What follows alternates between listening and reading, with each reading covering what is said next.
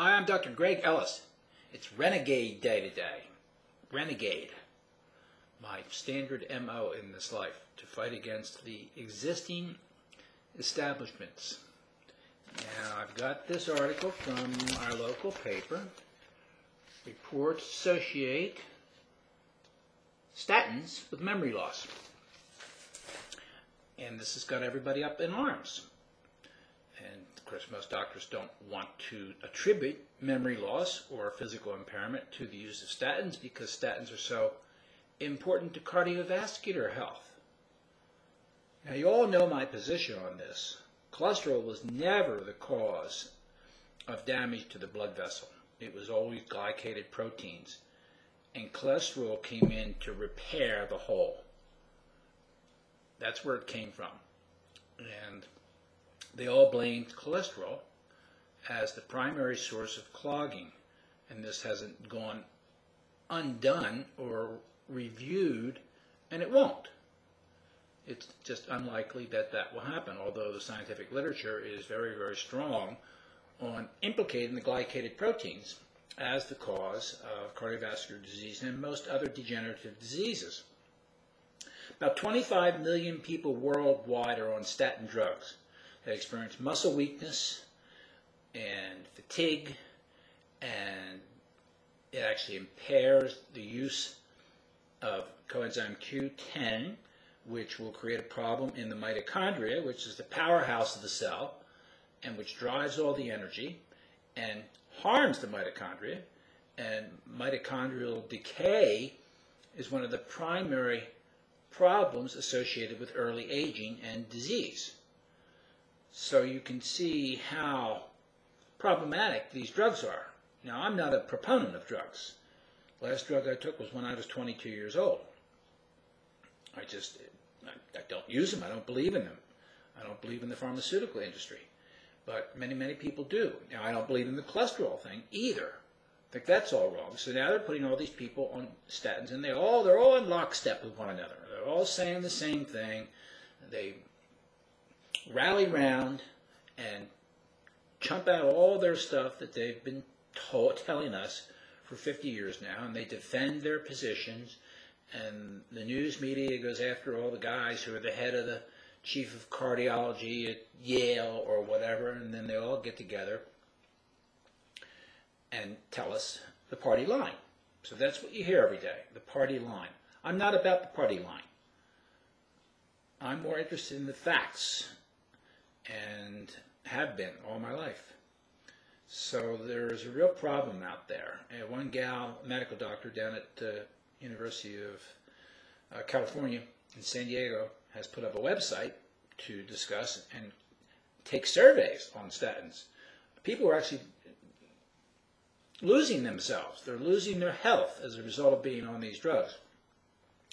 Now, in 1985, they arbitrarily lowered the so-called good cholesterol level to 200. That's the number they're looking for. They've even lowered it again since. Cholesterol levels in healthy people are normally about 225 to 240. That's the regulated level of cholesterol in your blood by the body's mechanisms of homeostasis and balance, the same way it controls blood sugar and sodium and all the other elements that are not under volitional control, body temperature. So they knew that it could be very difficult to get cholesterol below that. So they just arbitrarily lowered it to 200 and said this is the new number, and used a bunch of bogus statistical analysis. One's called relative risk. You read about that on the homepage of my website, and you really should take your time to understand the concept of relative risk analysis and how it's used in all studies today, all epidemiological studies of population groups. And it's just a mess. And there's some good videos on there by Dr. Gerd, and he'll tell you how it works. It's just downright scary. And that's how this whole heart disease and cholesterol scam came about. They used relative risk statistical analysis to fabricate these results because they spent billions of dollars on these studies and got nothing out of them. So they had to do something. So they manipulated the statistics so it actually looked like something really did occur. And now they all write in their articles, these newspaper articles, or in their statements, that we know that the statins will help reduce the risk of having a heart attack. Well, yeah, if you use fraudulent statistics, where they take percents of percents, that will work. So people, you really got to stop listening to these guys, and you got to do your homework, because you start taking these drugs, and they'll put you on them at an early age, and you'll stay on them. As soon as if that cholesterol level's up there around 220, 230, 240, you're going to be on drugs. Doesn't matter what age you are. And we do know that lowering cholesterol will increase your chances of getting cancer. So this is a mess. It's a hole, and we're being pushed into it, and the dirt's being shoveled in on our heads, and that's the way this whole game is working. And I stay away from it. I'll speak about it, but I don't want anything to do with it.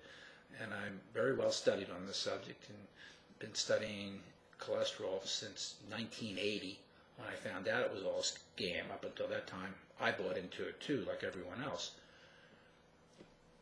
In my own situation, I had to start eating more meat. And I thought, okay, this is going to be a real problem. Because I'd been a vegetarian, and I did some fasts, and as a result of that, I lost all the muscle mass that I'd built up over the years. So I knew I had to get my protein intake up. So back I went to the meat, figuring, okay, now I'm going to cause heart disease. And it took me 3 days in the medical library to find out it was all a fraud.